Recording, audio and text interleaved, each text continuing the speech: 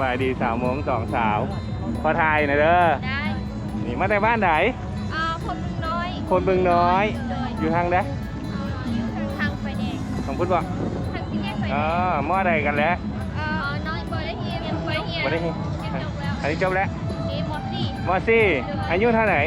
14 ปี นี่เด้ แปดแล้ว ปลา34บ่เนี่ย38นะครับซื้อหยังนี่ ตึงปลา ปลา โดยตึงเป้า เป้าปลาเป้า โดย เป็นบ่ ปลาเป้า เป้าอ๋อเป้าโอเคทุกคน3 โมงรักสาวนะครับทุกคนมีแต่คนงามๆโสดบ่นี่ สดเด้อ โสดเด้อ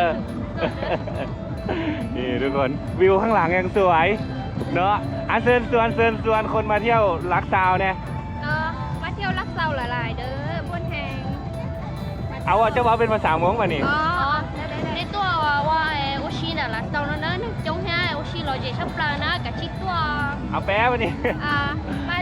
มาอินรักเซาหลายๆเด้อบนแหงคนหลายแหง อ๋อเดยขอขอบใจ